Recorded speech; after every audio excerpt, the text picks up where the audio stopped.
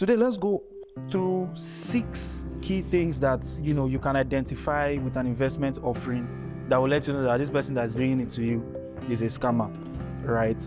Let's just jump straight into it. The first thing you need to do, somebody comes to an investment, put your money here, this investment is doing this XYZ. The first thing you need to check is this investment regulated? Now, there are key regulatory agencies across all finance, businesses that regulate different types of investments. Take, for instance, if you're doing a mutual fund, right? That mutual fund must be regulated by the Securities and Exchange Commission, especially if it's in Nigeria.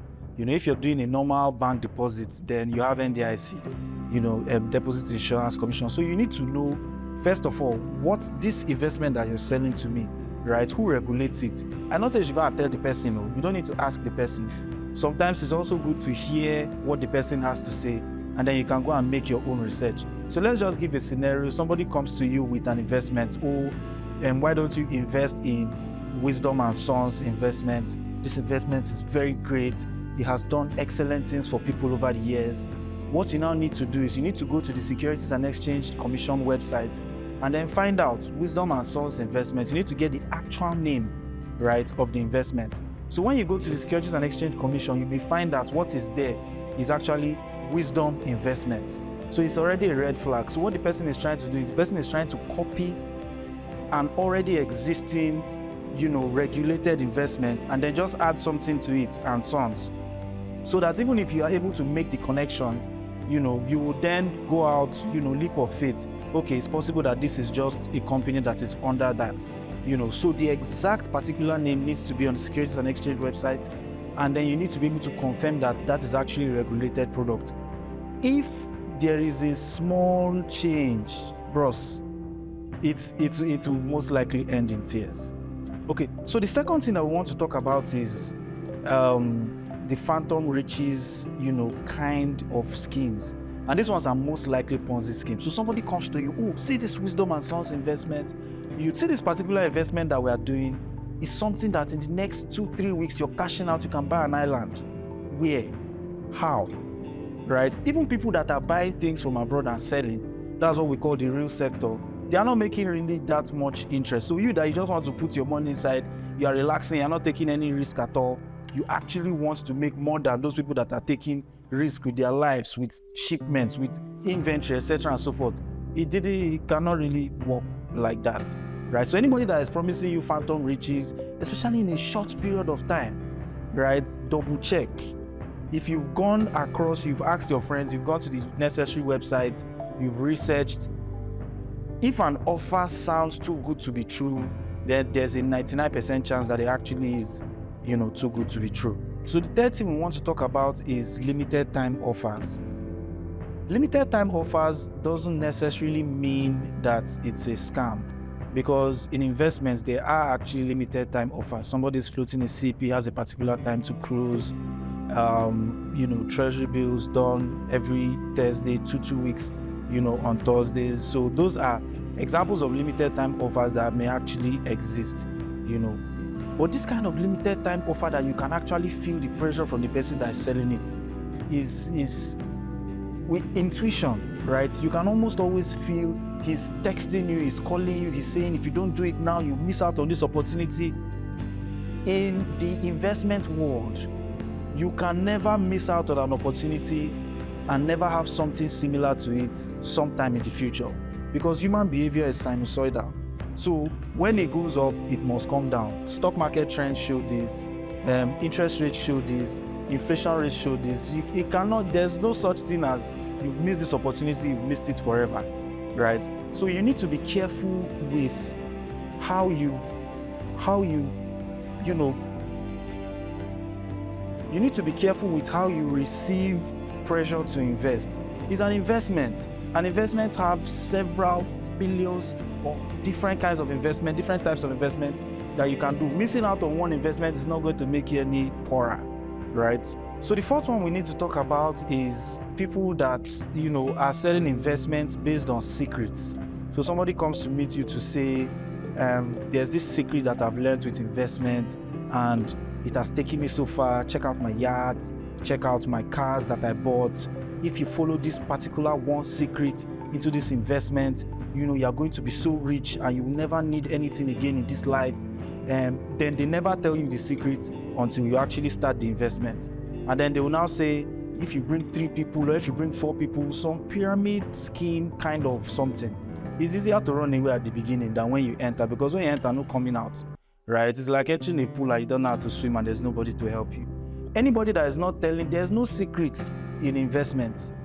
Everything is open for everybody to understand, right? If you're investing in fish, you can go to the farm, you see the fish are growing excellent, they are not growing, you can then start to worry. If you're investing in treasury bills, you can always check what the treasury bill market is doing. When you're investing in a stock, you can go to the Nigerian exchange and check what that stock is doing and know exactly where you are. Anybody that is saying that there is a particular secret that he's not going to tell you, that when you come in, that's not what will make you rich, check out my big house in Metama, is a scam artist, 100%. So the 5th red flag that you can notice with people that are doing investment scams is they don't ask you for any KYC. Now, KYC is know your customer, right? And it typically would include you filling out a form, giving them your proof, your identity. That's proof of address is one, means of identity another one, be driver's license. Just like if you're trying to open a bank account, And the recent apps, these new financial apps, they find a more interesting way to ask that information off of you. But the bottom line is that information is asked of you. And this is because regulation requires that these finance companies have those, KYC. So if somebody that is promising you heaven and earth in an investment is not asking for any form of KYC, that can be an indication that they are not regulated. Oh, just transfer the money, transfer. If you transfer it today, you begin to see interest from tomorrow. He did not ask you for ID card. He did not ask you for passports. He probably even doesn't know your name. All he just wants is the money to be transferred. It's not me that will tell you now. That's a scam. It's somebody that is doing scam. We don't need to discuss further on it. So it's important for somebody for when you meet a marketer that is marketing a product to you, it's usually a good sign, when they ask for KYC. So the final thing we need to talk about with spotting a financial scam is, sometimes when somebody brings a product to you, you may want to compare their product with what you've done in the past or what your friends are doing, and then they are aggressively discouraging you from getting a second opinion. It's a red flag.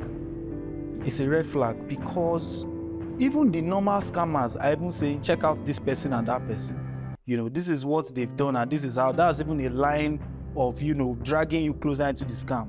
But somebody that's aggressively, say, don't check that. Sec websites, nah, they check sec. My brother, run. Find out, do your research. Don't invest in anything that you don't understand. Only invest in stuff that you understand. If the person cannot calm down to explain to you whether the person is real or a scam, don't invest. And then somebody that is discouraging you from getting a second opinion, from taking a second look, from asking questions, but you to ask questions. I say if you put here, you get this, if you get... That person is a problem. The person is a problem and the person can lead you into a lot of trouble. Anybody that discourages you from getting additional information on their investments, try to avoid that. So that would really bring us to the end of what today's topic is about. I think the key thing with investments and spotting scam most of the time, 50% for me, is actually common sense and guts. Almost everybody that is making an investment has some kind of prior experience, be it as low as betting on NigerBet, or be it as high as dealing in bonds or Euro bonds, any of those things. People have an idea of what a scam, can sound like. If your gut is telling you that there's an issue here, then what you want to do is you want to actually go ahead, verify, make your research, go to Securities and Exchange Commission, anything that you need to do, try and verify to make sure that what you're actually going into is not, what your gut is telling you it is. And then, of course, common sense, right? If somebody is telling you that if you put your money here in 30 minutes, it's going to double or it's going to triple, common sense should tell you that what is working in you to make you consider that investment is greed. It's not because of how logical it is. In your place of work or your business you do you turn around that amount of money every single time, every day? So that would just be, in a nutshell, some of the things that you can do to make sure that you are not scammed going forward from 2023 and beyond. Okay, so if you are currently noticing any of these 6 things that we've talked about in somebody that's talking to you about investments right now, or you fell for some of these things in the past, don't be shy. And we have people sitting in this room that are not behind in front of the camera that have done MMM, and we've spoken about those experiences, right? The most important thing is to identify them, of course, and to make sure you don't fall for them. So don't be shy, talk about it. And they say a problem half shared is although this one cannot be solved, it has already happened, but let us know in the comments still.